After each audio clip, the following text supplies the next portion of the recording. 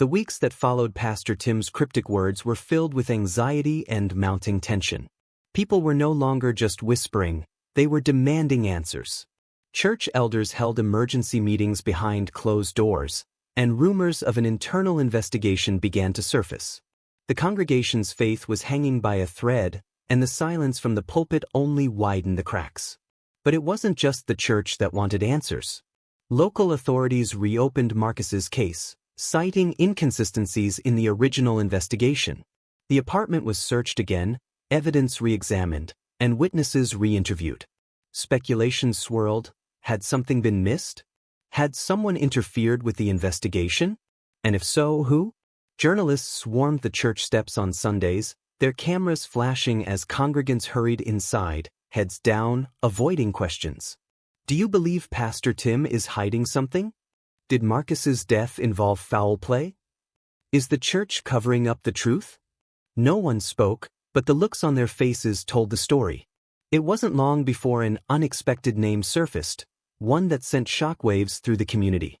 A former church member came forward, anonymously at first, claiming they had seen Marcus and Pastor Tim in a heated argument just days before Marcus's death.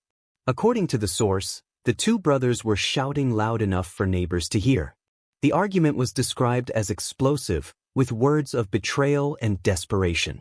When news of the argument broke, it spread like wildfire. Questions of Marcus's true relationship with his brother came to light. What had they been fighting about? Was it financial? Spiritual? Or something far more personal? Speculation grew, and the town's trust in Pastor Tim grew thinner by the day. The final blow came during a community prayer night, an event designed to bring healing and solidarity. As Pastor Tim stood before his congregation, attempting to lead them in prayer, a voice broke through the silence.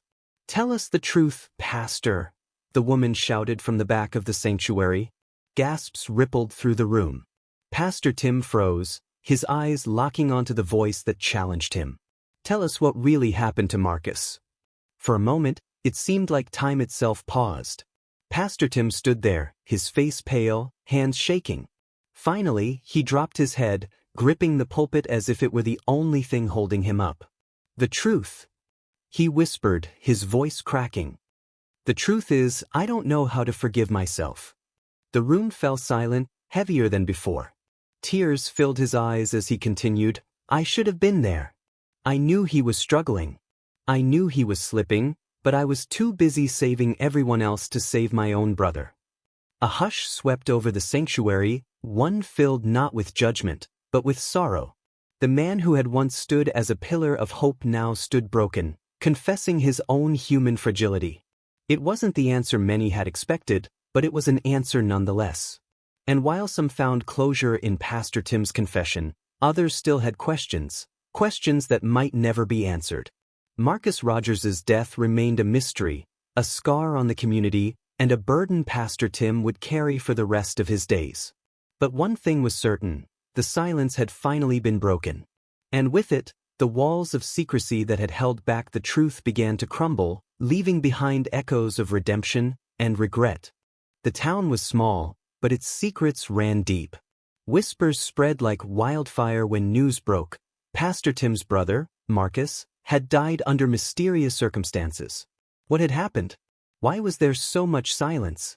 The questions grew louder, demanding answers. Even neighboring churches started to distance themselves. Once loyal leaders now hushed, afraid of the association.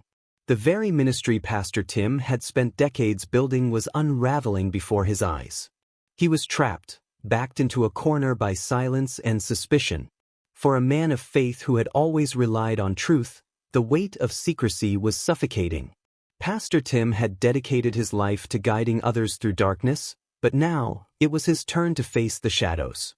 The community he loved, the pulpit he stood behind, and the God he served all demanded one thing: the truth. It happened on a Sunday morning, one that began like any other. People filed into the church, uncertain and uneasy. Some were prepared to walk out. Others clung to hope, praying for answers. Pastor Tim walked up to the stage, but this time he carried no Bible, no notes, just the heavy burden of his heart. He stood in silence for nearly 30 seconds, the room frozen in anticipation. Then, in a voice barely above a whisper, he said, "I owe you the truth, and it's time I stopped running from it." He didn't cry. He didn't shout. He just spoke, raw, unfiltered honesty. For the first time in weeks, the man behind the pastor stepped forward.